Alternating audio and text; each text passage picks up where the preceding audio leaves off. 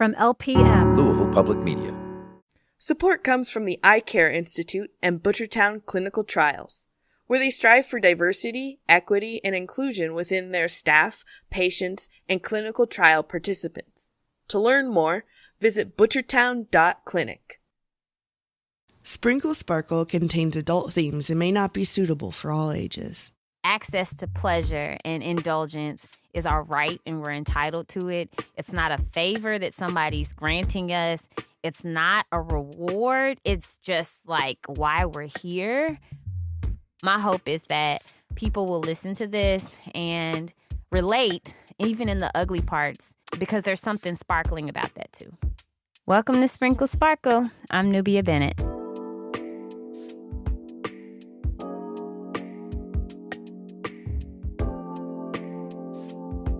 So one thing, it's an honor to be here. I just, from the inception, I believe that's the word. We are talking to my actual sister, JaBani Bennett, Dr. JaBani Bennett, I'm sorry. So I am JaBani Bennett. My elders would definitely push for me to really recognize that I'm Dr. JaBani Bennett. Yes. Cursed out by my elders if I don't say that. If we're going to talk about our lineages, I felt like it was quite appropriate to actually reach into my actual lineage. It was really relevant, right, to think about, like, I've gone on this pleasure journey in many ways with her and separately from her. In this conversation, we talk a lot more about systems. For this to be the most personal interview, it actually was the least, which is really funny to me.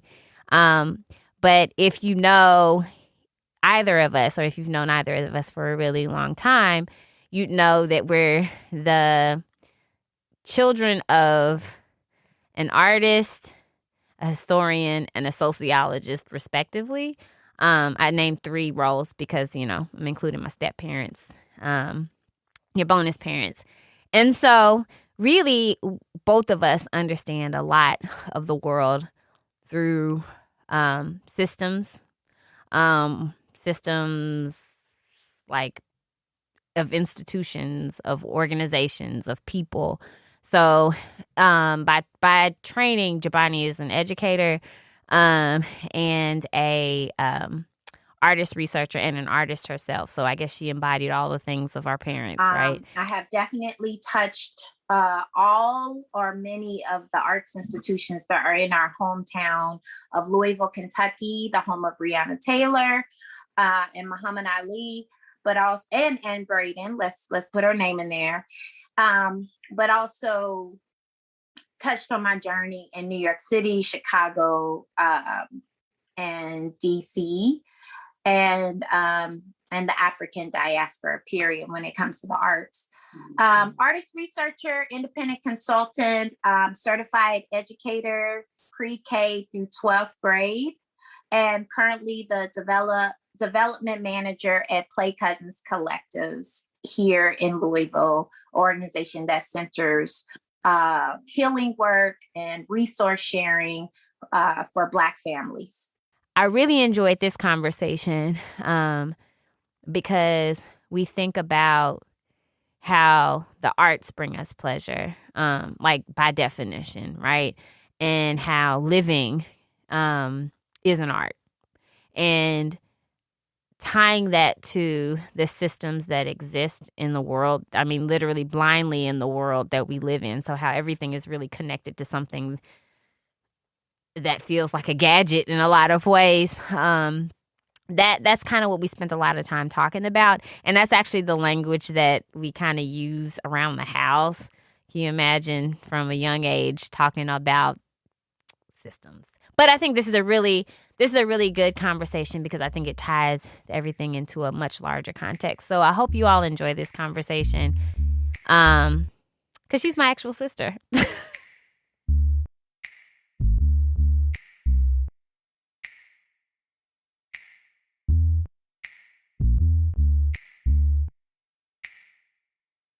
When I say the word pleasure, what does that even mean to you? Pleasure for me, especially again in the visionary process of this, it really pushed me in my practice around art and everything else. So I really had to do a whole step back, go in, look at definitions, look at the research and all that stuff like that. And also go deep into like what has it looked like on my experience. So pleasure for me is having access to joy, happiness, and I'm also extremely interested in pleasure in a more expanded framework linked to equity work, access, and around systems thinking. And pleasure in that vein makes me think of pleasure as a human right. So it's human right to quality healthcare, quality education, quality housing, quality food. So in all of those spaces, and access to an array of aesthetics. So that includes the arts and culture, and a way that if you want that red shirt with a certain hue, with a certain fabric, you have access to experience that on your human journey. So that is where I think of pleasure as a right, pleasure as access, and this also calls into question: is pleasure neutral? Is pleasure neutral? When someone says, oh, do self-care and do this, do you really have access to whatever they're saying? Do you have the money? Do you have the mobility to have access to that type of pleasure? Do you have the capacity in any types of ways, to multiple ways, to have access to that? And if not, why and where in the structures and systems that denies you that? Or if it's an internal thing that you're going through, what trauma is connected to you not having access to that type of pleasure? What things have you learned? What things do you need to unlearn? And what part of where did the system touch that? So I find pleasure to be a very complex concept. And just a very, very quick survey of the literature, I found that it was not as studied as I thought it would be. And I really salute, one of the pleasure activists of our world, which is Adrienne Marie Brown. And she does incredible work in giving credit to grassroots activists, scholars, and practitioners that have done this work who are not documented. They don't have their work in dissertations and in books, but she consistently, and we all have our flaws, but she consistently share work around wherever we are in our intersections, that we see the magic in pleasure. So in a quick survey of the literature, I see people who have responded to her work. So they responded, they have their own analysis of it. And I've seen people, when it comes to pleasure, they talk about the erotic nature of pleasure. So I've seen that around gender roles and consent and reproductive health and reproductive justice. But when it comes to widespread equity work that transcends industry, that looks at all different parts of where we are is in our humanity on this earth, that has been missed. And I found that I found it on my own journey as I studied cultural equity and how I approached art, which I've been formally trained in, how I approach art in terms of pleasure. And should I do this? Should I engage in this? I am excited about all the work around vulnerability and shame resiliency, and how it speaks about pleasure. And then also around the idea of decolonizing the art world. So all that for me in my brain, if I'm communicating clearly, connects back to pleasure when we're talking about shame and what brings me pleasure, and vulnerability, what brings me pleasure. And then art making, we all, and again, I'm biased on this because I've taught hundreds and hundreds of Black and brown and working class poor children in New York City, and as a certified educator of visual arts, and also immigrant children in New York City and also in the West End of Louisville, that we are born creative beings. And at some point, there's very traumatic moments when we say we're not. We just say we're not. We're not art. I mean, even to the point where people have a very physiological reaction to the name being called an artist. Mm-hmm. So there is something going on if you have a lot of people who respond that way, but when you catch them, if you do a snapshot of them when they were 3 or 4 or 5 or 7, they were like, yay, look at my picture, look at my sculpture, look at me dance and just move and just jump around. There's a gap. And luckily, there's been scholars that work on that. But when it comes to pleasure, I am blown away to live in this moment when there is a collective thread that's going on, where I would love to write a book or an article or to do this and that, but somehow there's a reassurance that someone on this earth is doing that work, and they do it. And I'm like, yay, I don't have to do it because they already moved. It's literally like they already moved the discourse. Like, oh goodness, we don't have to talk about that anymore. We now know, like, we can have people who only depend on written word and data and peer-reviewed scholarship and articles, that someone had the time and space and energy to just write it. The thing is, we already knew, but put it down on black and white paper. So some person with more power, more leverage, more access to funding, they go like, oh, I had no idea. I had no idea that this was an issue. Oh my goodness. So like, and me saying that, using that voice, that comes from, again, the beautiful intersectionality, yay to intersectionality research and scholarship, and scholars who led that. Dr. Kimberly Crenshaw and her crew that came before and after her. But I'm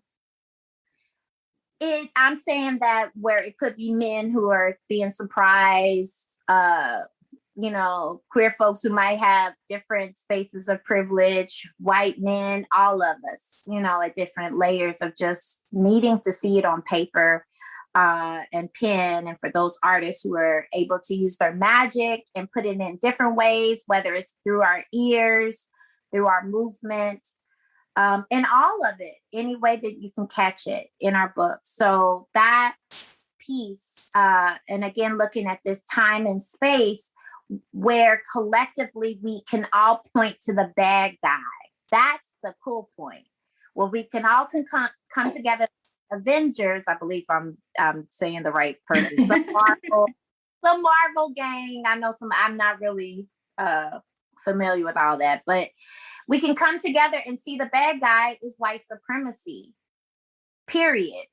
And that is powerful. And white supremacy can be broken down in so many ways to show the nuance of how white supremacy has harmed this earth, has harmed people. And let's go back, has harmed earth, has harmed people, have harmed earth, have harmed people. And what is different compared to the 1960s and 1970s from my perspective in research is that we were still hanging on to respectability politics. We still believed in it. And again, thank you to, the scholars like Brittany Cooper and others who have, before and after, who have done that work in revealing how respectability politics have really silenced cutting edge scholars and creatives and practitioners, and just limit the reach at that time of what they potentially could have done. But that is that piece around still, will the white man, be okay if I appear this way, if I sound this way, if I look this way? And I'm also excited at this time as we examine pleasure, about movements like Afrofuturism, African futurism, and studies around queer futures, and also the scholars and practitioners and the creatives who are doing inner work with climate justice. So they're doing the inner work, I believe, in climate justice that centers humanity for communities that are most vulnerable to climate change, that well-meaning white liberals and progressives basically ignored in their data analysis and movement work for all these years in environmental studies. So now in 2021, we're hearing these latest reports. Oh my goodness, we can say for a fact that the climate is due to human industrial capitalistic approaches to nature and health and well-being, when indigenous folks have always, Black folks, everybody who's impacted by systems that do not center the humanity, the beauty, it hurts, yes, the human beings and the earth at the same time. So that's my, I know there was a lot when it comes to defining pleasure, but pleasure is a larger umbrella for me as in looking at systems, and that pleasure is not neutral.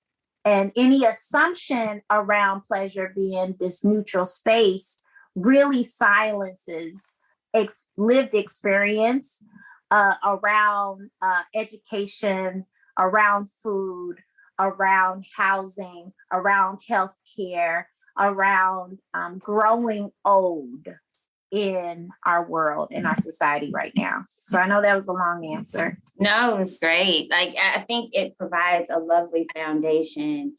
So then also, what has been your relationship to pleasure based on that definition that you gave? So two things happened at the same time growing up. One thing was I was encouraged to pursue joy in art making, visual art making, and also with dance, and also the joy of reading fiction and nonfiction literature. So all those things really added a lot of pleasure, and they have carried me on in my personal and professional life. At the same time, due to the tools of respectability, politics, and toxic work culture, and intergenerational racial trauma, I was very, very numbed.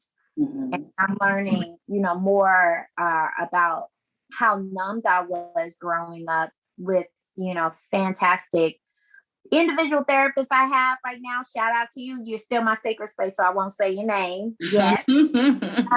But yeah, so that type of work of realizing how I was numb spiritually and emotionally is real, because there was a disconnect between the magic of pleasure and wellness to being a perfectionist workaholic. And in institutions where you're totally disposable. So I am usually framed, in a white supremacist framework. And, if it was liberal and progressive, white, white-led organizations, or Black upper class folks leading it, or Black folks with power, it still had touches of white supremacy in it. And so it was a very nuanced experience of like, yay, you're an artist, you're you love to dance, you can dance for your downtime, but you really need to work for us. 9 to 5. So we're all, in my reality, we were all touched by a disease where we were blinded. And we were blinded because we're working so hard at a very exhausting pace. And it wasn't until I started doing urban farming in New York City, urban agriculture, which shout out to Just Food, and the first cohort in the pilot program in 2010. I appreciate you. I know who you are. I appreciate you. You're doing great work now in New York City and beyond. But it wasn't until I was a part of that and I started learning about transformative justice and more sustainable models of leadership and leadership that I began to know that, hey, there's a different way of working through injustice and pleasure. And that was incredible. Also, in my lived experience, looking at our, recent ancestors, which I'm talking about our paternal grandmother and our maternal great grandmother, I realized I had to put it into context that our grandparents were less than 10 years old when the Red Summer of 1919 happened.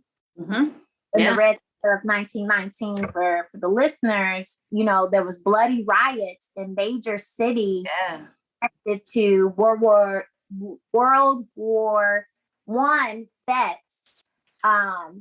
And so that's a very complicated history that I'm still learning about. But it was a bloody summer of lynchings, of fires, of cities being destroyed, Black homes being destroyed. So our grandparents were children. Yeah. They were less than 10. And then in 1921, our grandparents were still very young and they were experiencing Tulsa. So they're hearing about Tulsa. Yeah. The fear and trauma that they were experiencing. And then in 1923, our grandparents that hugged us at their bosom, 1923 Rosewood happened. Yeah. Right? So they were like preteens, teenagers. So you have Rosewood, entire success, quote unquote, what you consider successful in the capitalistic terms. And there was wellness. They had their own businesses and everything. There was joy there. Whole Black communities were killed overnight. Yeah. And then the lynchings that were documented during the time of our grandparents, of Ida B. Wells, Barnett, celebrating her spirit. There were other Black women and men doing that work as well, which we don't always know their names. But, you and me, we spoke, we were on the knees, the laps of these women, right? And what type of fears did they share with us? What type of trauma did they slightly unintentionally whisper into our ears? When they told us, no, don't do that, as we're walking around as toddlers, what did they share? What was the silence? But also, what magic did they share? Yeah. So that's the other part. So things are happening at the same time. Around how did they deal with that trauma as children, as we think of our own children, you and me, where our babies are going through a whole pandemic and a racial reckoning. So the trauma that, our babies are experiencing, we will not know really what that looks like for other generations after them. No, that's very, my thought that came up to this, and it seems like a funny joke that I give people when I think about like the ways that we're being traumatized in this pandemic. Is I tell people that I have French tip toes now, and I've told you this now, and I've had it since the beginning of the pandemic, because when we the day the world shut down last year, right? I went the day before the world shut down. I went and got my feet done, and I was joking with a friend of mine about, how am I going to get my feet done? I was like, you should get the pink and white like it was prom. Because, most of us haven't had our feet done like that since prom in high school. We're however many years old we are now, right? And I got them done like that the day before the world shut down. And Um, and the world shut down, right? And everything was closed for 3 months. And when the world opened up a little bit, right or wrong, right? I went back and I was like, well, I'm only getting French tips from here on out because the world may shut down again. And that's how you can tell that your feet look done for months after they need to be done again, because you don't know, the world may never shut down, right? And I bring that up, and I didn't mean to interrupt you, but I just was thinking about trauma, right? And how that is a very superficial thing, right? Getting your feet done, very superficial for some of us, right? Because you think about people who couldn't get their eyebrows done, you know, for the whole time of the pandemic, and just the aesthetic of like feeling good. They say you look good, you feel good, right? And the power of pleasure and aesthetic, and how over a year later, I will only get my feet done with French tips, because just in case the world shut down, which is not something that we ever really considered prior to March 13th, 2020, right? I will never get anything else done on my feet. Like, that's not French tips, because the world might shut down, which takes me back to Depression era, when people lost all their money, and they put money, because they didn't trust the banks anymore, so they put it in their beds. That's a light form of trauma, of course, but thinking about children. Yeah. What will they do? Yeah. After this is over. Right. And my daughter, your niece. My baby. Yes. She literally said, Mommy, I'm getting used to this in terms of the mask. And I felt really weird hearing that. She was like, she was proud of herself for getting used to wearing a mask. And that was a very, I didn't know how to place that. But I would like to actually go back to the nails, because the fact that that's a whole conversation, like getting nails done could be superficial, because getting nails done connects to color, connects to an aesthetic, connects to access to an aesthetic and a form of beauty that brings you joy. Yeah. So that's actually on the personal tips, still staying there, but always going wide. Because we don't know how to do this any other way. We don't rooms to do that. But that on a personal level, I was going through my doctorate program, and I was at any moment feeling like I just want to drop out. This is too much. But you really pushed me to read Pleasure Activism by Adrienne Marie Brown. And during that, like, I'm looking at you like, why are you doing it? He was like, just do it. Just do it. So in the middle of that, just observing you in your space of development and growth around like embracing yourself, especially after your birthday last year. 35.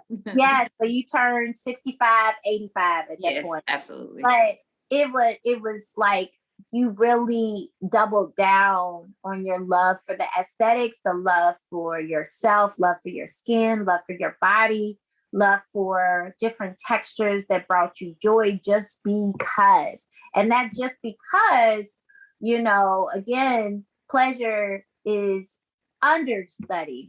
I can tell immediately how understudied pleasure is, but the just because is extremely powerful. Getting your nails done just because it fuels the work.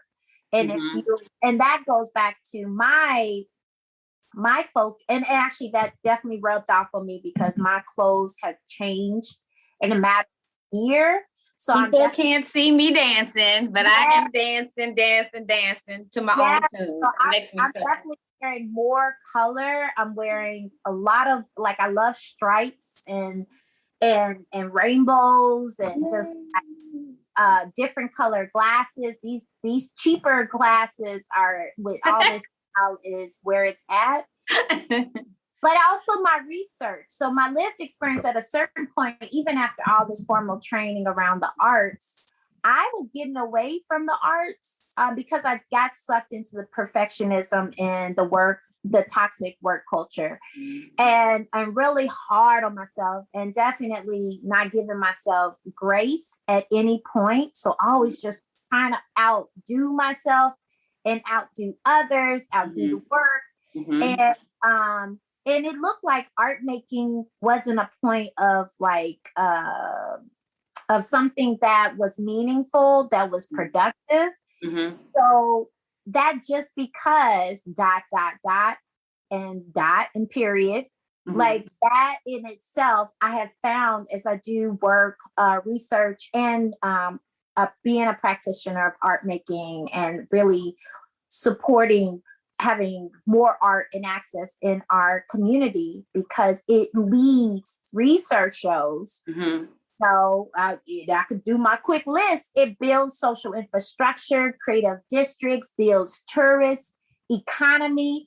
I mean, it strengthens communities. It cultivates and nurtures cultural pride, collective healing. The research shows it. Mm-hmm. And then it supports innovation. It supports design. How did you get that beautiful hair? Because somebody drew a sketch of it either with a pencil or on the computer. So, and it also is social capital. It is capital to be able to talk about, I want to talk about, Vincent Van Gogh. I want to talk about Bearden, or whoever you want to talk about, that obscure French artist who lives in Nigeria. Like, you'll be able to have conversation with anyone. With anyone and move to different crowds. And those schools and the studio art practice, everybody flocks to them. The money flocks to them. Yeah. And as we can look at one of my superstar fangirl artists from the past, Augusta Savage, which as we were growing up, our mother really pushed learning about this specific person, even though she was definitely because of the way our history has not been shared and all of that. That's a whole nother conversation. Mm-hmm. That she was able to come through, where her students became world class. Yes, if I'm right, that include Jacob Lawrence, where his work is worth millions of, thousands of dollars. Mm-hmm. So that's the power of art, and that's the power of art making, just because. And that's what pleasure is, just because, but also pleasure is not neutral, and pleasure connects to access and opportunity to do the just because. Yes, because you keep bringing up this lineage of people, whether you're saying these are how you learn to or not to engage in pleasure. Is there anyone that you can pick out? I mean, other than me, of course. No. Anyone that you can pick out, whether as a child or as a young adult or anybody, that either embodied the kinds of relationship with pleasure that you either have emulated or would have liked to emulate or would like to emulate, other than me, of course. Yeah, you definitely on your and being very present and doing a lot of meta, I believe I'm saying a meta work of like, why is Nubia talking about all this stuff? And so you definitely in my adulthood have been a significant person. So shout out to you in your journey. And also your friend squad, your sister squad, your everybody in your squad who you share with me. But also it's a collage of sister circles. So that essence of that action, that participatory, that very spiritual, magical space when Black and brown women come together and we become extremely intimate with each other, where we're bringing in our ancestors, we're bringing in our future imagination, we're bringing in these practices that we may or may not understand. That is when, whether we're doing yoga, meditation, or just talking about our trauma, that is when I feel the most connected to pleasure, but it's almost like we're doing it in a shared, it's a very shared and cooperative activity that makes up a whole organism. So it's a very, it becomes its own organism in itself when we come together. Like we unplug from the matrix and we plug into each other. Ooh. And that's when I'm able to like, there's possibilities here. There's a new way of reimagining ourselves as we are now in the present, as we were in the past, and as we be in the future. So that I can't pinpoint, because one thing I do remember growing up is I would see a lot of depressed older Black women, and I was extremely judgmental. And again, I didn't give myself grace at that point, not knowing, but I can say that now. But I was seeing a lot of older Black women who were deeply depressed from my analysis of that. And I was like, I don't want to grow up to be like them. I don't know what is going on. They just need to get out of their rut. And that was so I found that I would seek other women who would go to sister circles. And that's where I would find this organism. That's what I'm naming it right now. I love that. Intergenerational gatherings. Those were magical, because there was a possibility of even deeper sharing and different tools that can be shared as we tell our stories in this very intimate space that didn't center whiteness or try to like cuddle a white person who's learning about Blackness for the first time. So that was the space. And so that's who I can point to every single time. It doesn't matter where I am. If I'm in Panama, which I was living in Panama for a very short time in college, New York, been in plenty, and Louisville, LA, these different spaces, you can find these circles that have the same feeling. They all go back to this. I'm Nubia Bennett, and this is Sprinkle Sparkle.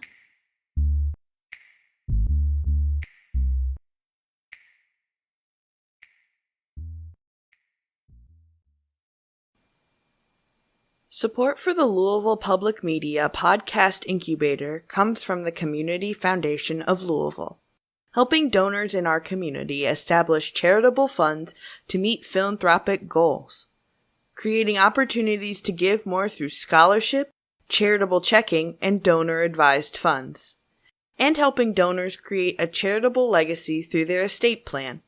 More at cflouisville.org. There's a chance you can make your employer work for you. Contact us or your company's matching gift program to find out if your employer matches charitable gifts, like your public radio membership. Everybody wins. LouisvillePublicMedia.org/membership for more info. Welcome back. We are talking to JaBani Bennett, my sister, and I'm Nubia Bennett, and you're listening to Sprinkle Sparkle Podcast. What are the differences to you between self-preservation and self-indulgence? Because those are things that you often hear when you hear the term self-care. I guess is what framework. Because I also know that pleasure has been co-opted by advertising. Exactly. Yeah, totally. Beauty products and people who gain millions of dollars from selling products that supposed to make you even more attractive to different people. So a lot of whitewashing around that. But I feel like those three words could be, if centered in a social justice framework or equity work, it could be reclaimed. It could be shifted in a way where pleasure practice could be, honoring, caring for your well-being by being an active member of a community of care where you're an active agent in supporting policies around quality healthcare, quality housing, quality education, and quality food. Quality system. So that pleasure practice by itself, and in the meantime, always checking in at every pleasure practice could be always checking in. And this goes into the amazing work around leadership and transformative justice, where you checking yourself, am I feeling right now? Does this feel does this feel good? Does this feel good? because if it doesn't feel good, then maybe either you're not using the right tool or you're not the person for this moment, this time. There's so many people who are doing the work who have different gifts. If you honor the asset-based community development, something I've been loving again with my work with Play Cousins Collective, shout out. Like if you believe there's everybody in the room is an asset, their work and their gift, then you don't have to be the one who does it. Duh. Like, so if this doesn't feel right and you really need to take a nap because the nap could possibly supply you with beautiful dreams and you have a vision, and then you can come back and say, I just took my nap and now I have this vision and this can help us. Right. You needed to eat. You needed to paint this one color yellow so that you knew that this yellow chair would help us on our spaceship. Like all of that stuff. So that's a different way that's decolonizing any whitewashed definition of pleasure practice, which I believe when it comes to pleasure practices, usually I have heard it in more radical circles. So there is a layer that has always been there. Just from my lived experience, I have not looked deeply into that research. Also with self-preservation, that can get very toxic because of the pervasiveness of capitalism and product driven and attention getting and all those things, where people make millions of dollars and people are disposable. Communities are disposable.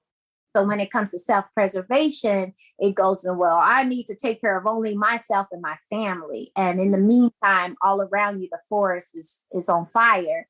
So that is a more a framework that goes into white supremacy versus self-preservation means, again, taking a moment, meditation, stillness, silence, where you're like, do I feel good right now? Do I feel good right now? Do I feel good? If not, what's going on? And that amazing work that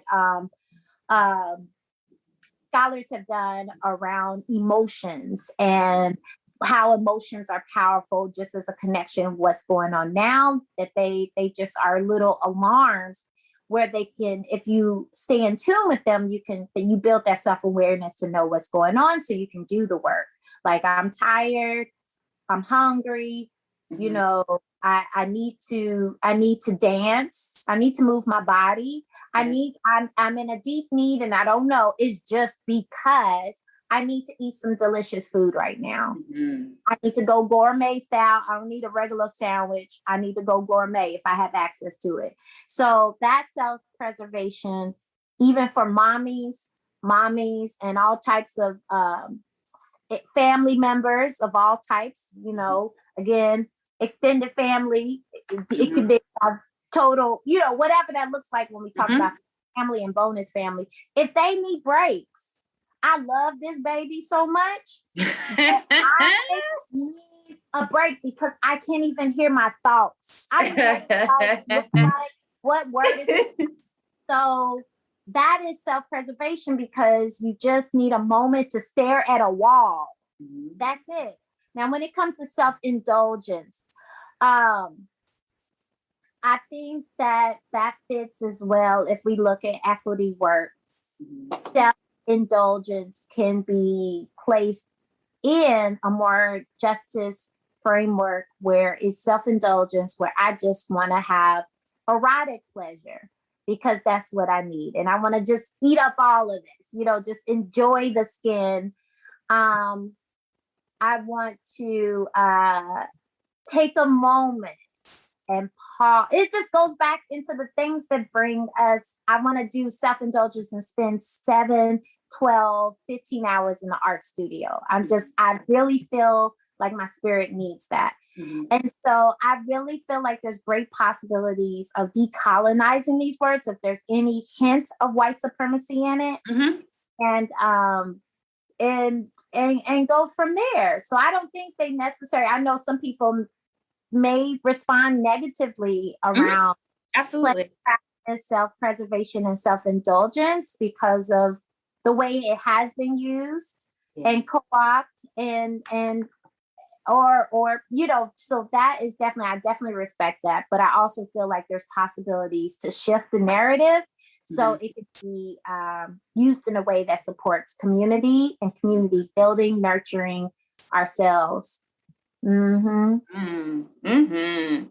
think not only what did you say that how has that impacted your experience? No, how that with self-care, when people say that it's self, what is it? Would you say self-indulgent, but it's also because there's no lens around access and opportunity. Yeah. So that's to self-care. So that part of the conversation is totally missed. So there's a lot of assumptions to even someone placing that blanket on you when you're like, but I can't, and I can't for these multiple reasons. right now. Go take your bubble bath. Go shopping.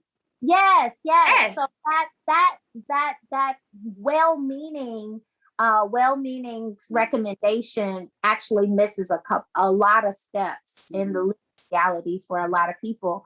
So as a Black woman, growing up and in the 1980s and 90s, around like advertisement around hair care was a big one. So it goes into, texturism and things around how we should look.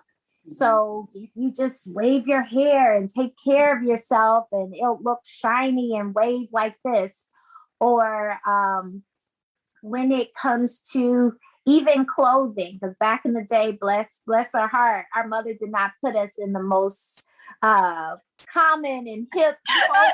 But that stuff is stylish now, though. What? How dare we be stylish? Yeah, she's definitely stylish now herself, and we get to, as grown-ups, get to pick our clothes. But back in the day, it was a little rough. And it was hard to do something around buying the latest fashion with Nike. I'm trying.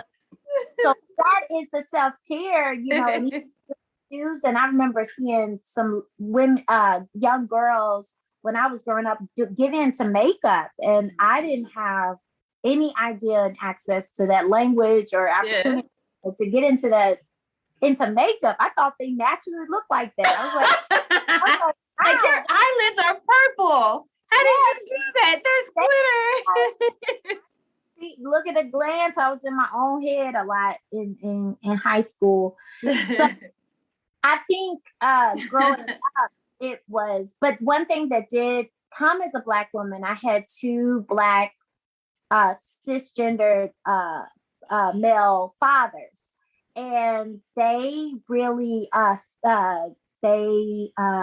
were intentional about sharing how beautiful I was.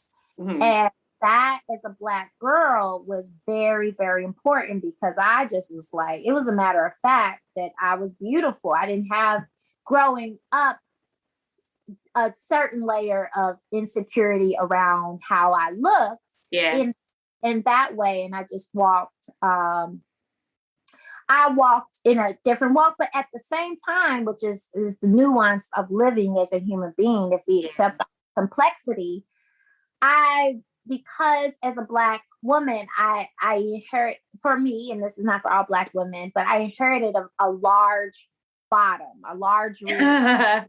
And so very young, I was teased and put up about my bottom, whether it was ballet class, which I had access to through my parents, or walking down the street with or catching the public bus, by myself or with you, Nubia, and having older men, they can invade that boundary and talk about my bottom, which and so is not pleasurable. That was not at all. So that impacted how I reacted and interacted with clothing. So I was really big about covering my bottom because I didn't want that unwanted attention. And it went all the way into adulthood, where it's just now like, hey, like, hear me sing. I'm okay with this booty, know. And so that is something that's coming now, and I'm very grateful for agencies and women, and all folks with different bodies, just saying we are here and we love ourselves as we are. We're accepting, we're affirming our bodies, we're appreciating our bodies. So, and that's definitely a long process when it comes to pleasure as a Black woman. And I know in the visionary planning around this podcast, which I appreciate, it's an honor being a part of that. Body image came up really strong in capturing the different ways, around pleasure.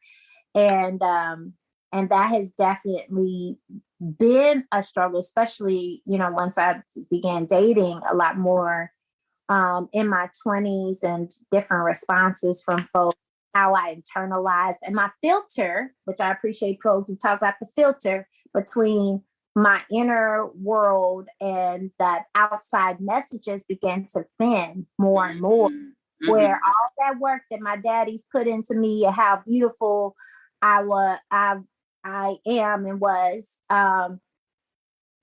it just began to thin. The wall began to thin, and I start internalizing more messages about how I should look to get this ultimate prize of a partner in my life. And it's definitely been a struggle, even more so after having a baby. For my body, it's really hard to get to a thinner. So, that has been, but one thing that has been beautiful, I'm grateful for the women who's worked on the blog, which I mentioned to you during the visionary planning around Black women weight loss, which I actually tell everybody like I'm evangelist. I get them out there. In that blog, it's almost like a phenomenal data collection of all these Black women who come from all different parts of the world, who share how they lose weight. But it's a larger conversation about accepting yourself, affirming yourself. And if that's what you want to do, because we do have to speak about fat phobia, is that you see there's different ways to meet a journey where you find a place of center and joy, where it's more of a wellness model, that where people come on at different points of their journey. And that has been affirming for me, because I'm still on the walk. And this is also a shout out to any Means Fitness and Tailored Training. We appreciate you in their work with me. So that has been a journey, because it still is hard. It still is hard, especially with social media and representation and the attention economy, where I'm trying to have pleasure, but do I take a picture of it? And if I do, am I wearing the right thing? Is the lighting great on my nose? Yeah. Is my hair, do I have enough shine in my head? Is the sun hitting it right? So it goes into body image and how pleasure can be interrupted by so many different forces. And thinking of it more on a community level can build up everybody's filter, everybody's wall. So they again have access and opportunity to just because, and go into whatever color that they need in that moment. And so, and even imagining that end goal, right? That just because, that's what we're going to call it today, is just because. Can you describe just what that looks like, since you are the futuristic, like when you and I are planning things in general, or just having a day and sitting out on the porch talking, we always end up in the future because that's just where you live, right? Yes. And you're an artist. Like, describe for me, just using any and all senses that you have, just a pleasure, either moment or time that you're either looking forward to, whether that's real or just something you imagine. Yeah, I'm looking forward to. I really would like to see as many like festivals and parties and Black parties of Black and brown and working class folks just having fun. What's a thing or a place or a practice that reminds you to center pleasure? I mentioned me dressing up like every day, which I still do, even though, you know, I have to go to work and work and work and work and work. But like, so dressing up is my thing. What is a thing you do or an object or a place that's like, yo, center this today? Or do you have that even? That's a great question. That last question is very cool. I do have access to colors and clothes. So, and again, that participating, resisting at the same time, which we talk about all the time. So I'm not going to even say the name of where I buy some of my clothing, just not the advertisement. So when I do have little coins, I try to put more color into my life. And then walking, so movement, anytime I do movement is like beyond, because my body is excited, my spirit inside is excited, like, yay, you're moving. We're supposed to move on this earth. And we're not supposed to be sedentary. Like, what are you doing on the computer? So that is the point where everything is alive and united with the air. Like, it literally feels like air. And that is a too for, you know, as an able-bodied person in that way. But walking, meditation is beautiful. Having access to a nap, so a day when I'm able to have a nap and then I wake up, it's like my computer and my brain has been rebooted, literally. I'm like, wow, I don't have the weight that I had earlier. I don't have the weight. The weight is gone. So that is the part. I remember even as a child, my mother was pushed. She would send me to a lot of Black women and women of color conferences in the 1990s as a youth leader. So I went to I was exposed to work that Planned Parenthood was doing, and also Sister Song in the 1990s, and Insight. So different organizations nationally, what they were doing, and also the work that I was always around Ann Braden, bless her heart, and her crew, her umbrella crew of folks who, you know, work tirelessly. Then and now, what is super powerful is hearing folks speak and witnessing this organism again, that of knowledge, of ancestral knowledge that I'm learning more about. Again, shout out to Play Cousins Collectives. And also, so ancestral knowledge, as well as grassroots organizing and how radical it can be and how forward thinking it can be, and really connecting with how do you make a diverse group of people feel united around injustice and to reimagine something differently. And so that type of work is magical to see when facilitators are actually able to do this. Also, a shout out to Camp Anytown that existed when I was in a high school participant that came through, I believe, with the National Jewish Conference Association, I believe. And the work of learning how to facilitate very difficult but amazing conversations around intersectionality, our privileges, and how to leverage it and how to mobilize others.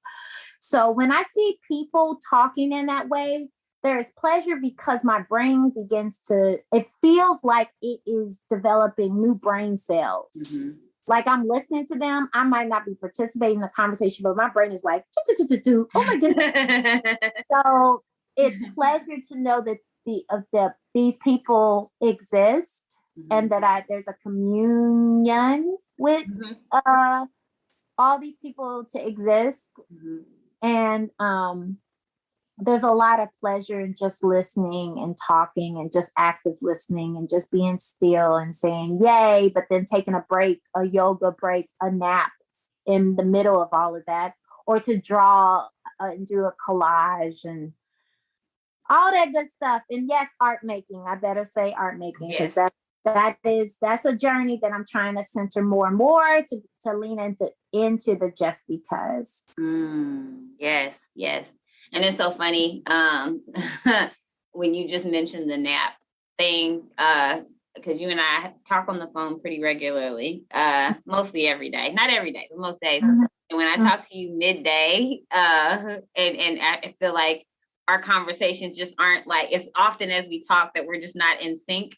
My thought is like, sometimes I ask you, sometimes I don't, but sometimes I'm like, JaBani, have you had a nap today? And I feel like, and it's so funny because, you know, we both have children. So like, and mine is obviously in a much different philosophical space and actually numerical age space than yours is. But I feel like it's like talking to a child, not you specifically, but at that question, it reminds me of talking to a child. But sometimes you and I don't even have to ask that question. We're just like, you're like, I haven't had a nap. That's it. That's the thing. No naps have been had today. And then even talking to you later in the afternoon, because yes, we talk that much. How the conversation changes. And I'm sure, I mean, that's like that with everybody though, right? Like maybe it's not a nap. Maybe it's, I need a snack, or maybe it's, I need to read this book, or maybe it's, I need to fix this food, whatever the case may be. Like when you haven't done it, it's almost like the muscle soreness. It's like, oh no, I need to stretch. It's like the same thing. So that's cool. Which brings me back, because we talk about in an abstract way, because we like to zoom in, zoom out so much. What are you going to do to centers pleasure for yourself today? Today, I plan to go to the art studio and really get elbow into what it looks like for me and as an artist. So pleasure is like, okay, I want to go into where the ancestors, the spirit talks to me and just says, just do this stroke, do this line, use this needle and thread for this reason, just because. So that's the part where I'm like, oh, I have to really, get the right, I believe the word alchemy, together, get the stew, get the tools, get the ingredients, so I can really cook. And so cook is you're a phenomenal cook. So I definitely, and an artist, I'll say that. I'll create, let's say creative, because again, I know how people can respond to the word artist. So, but yeah, so I definitely plan to cook.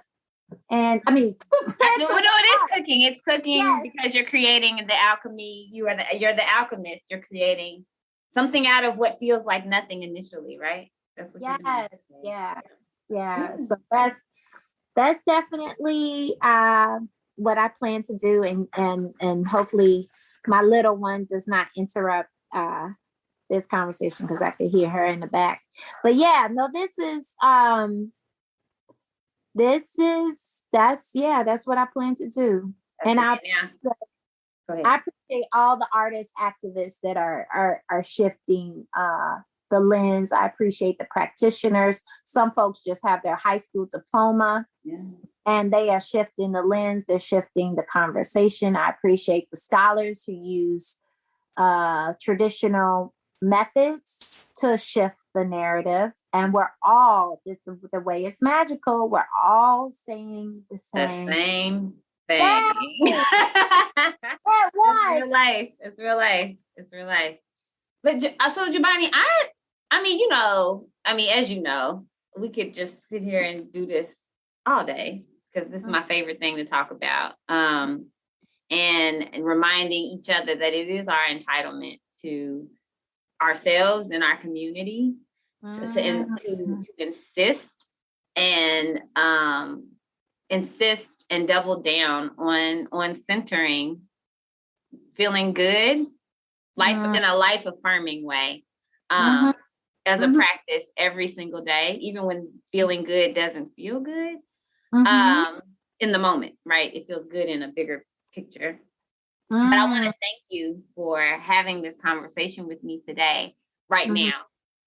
Is there anything you would like to add to this conversation, or just to this universe or this collective organism, as you call it, before we go? Anything?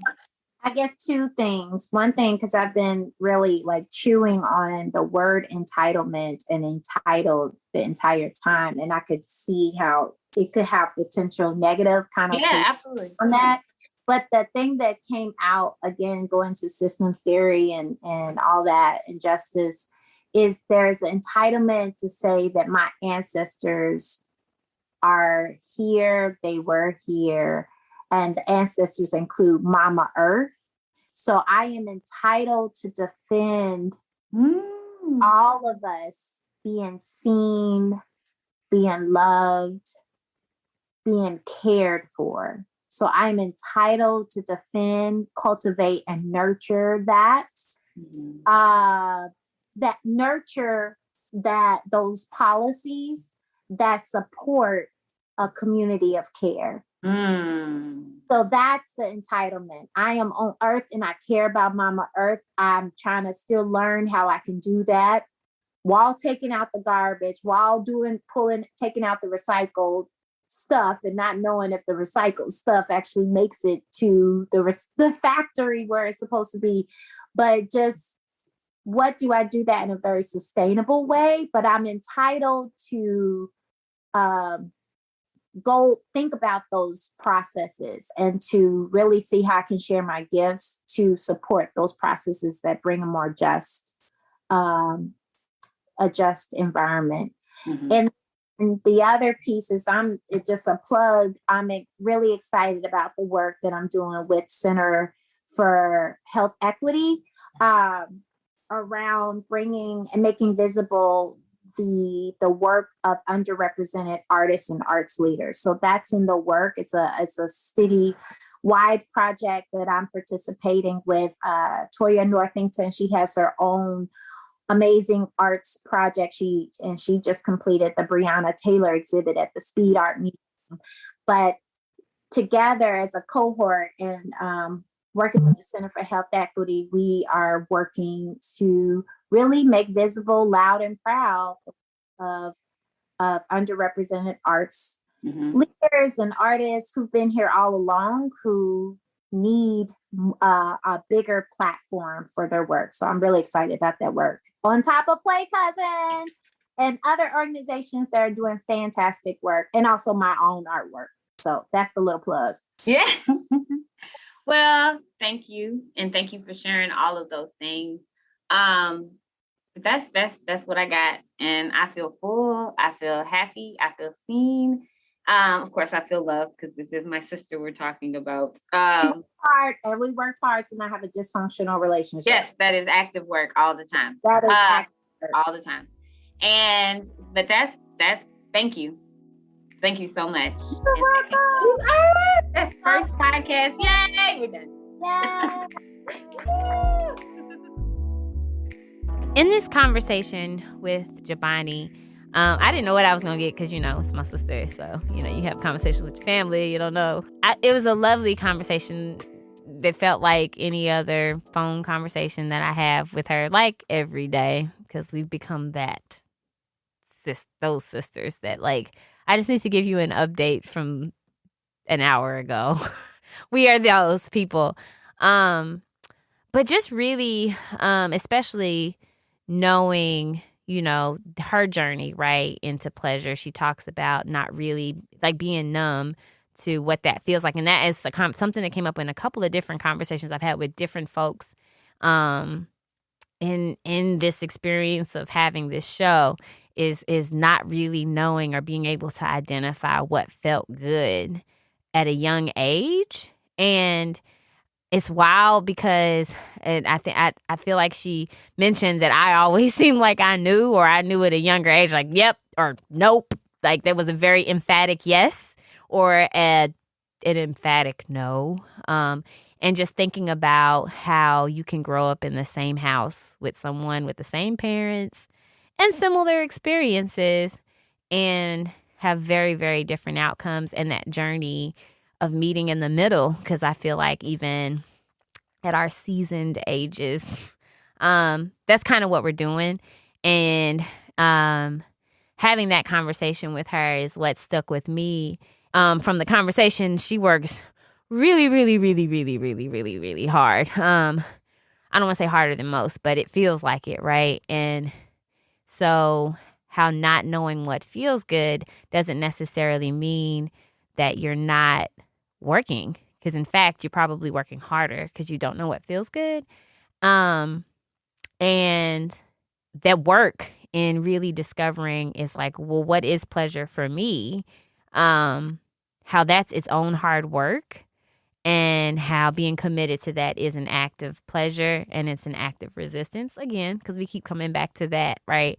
And so I just thought that was really cool to have a conversation with somebody who surprisingly was on the other end of that. Because if you can't even identify what feels good, or if you know what feels good and you don't know how to communicate to other people what feels good, and you get around other people that says this feels good, and you can emphatically say this feels good just because I'm in the presence of other people that are also on this journey, I think that is political, whether you want it to be or not. And I think it's magical for everybody, wherever you are in that continuum. So I think, I don't know, I took that away because I know when I'm with other Black women, other women, other people that are invested in community, I think that is magic. And I think that magic is pleasure defined. But again, take away from it whatever you need to. But that was really, that felt really good in this conversation. That's it from me today. Now I want to hear from you. How did you center your own pleasure today? Hit me up at sprinklesparkle.org. Sprinkle Sparkle is created and hosted by Nubia Bennett and produced by me, Alex Biscardi. Our music is by Allison Cross, and Mindy Folner does our graphic design. Sprinkle Sparkle is part of the Louisville Public Media Podcast Incubator, with support from the Community Foundation of Louisville and the Eye Care Institute's Butchertown Clinical Trials. Our executive producer is Laura Ellis. For more episodes and to keep in touch, visit sprinklesparkle.org. From LPM, Louisville Public Media.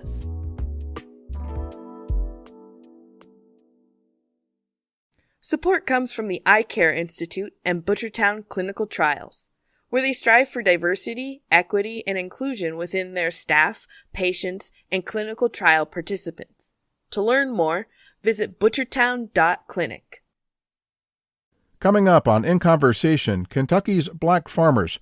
Join us Friday morning at 11 on 89.3 WFPL at WFPL.org or wherever you get your podcasts.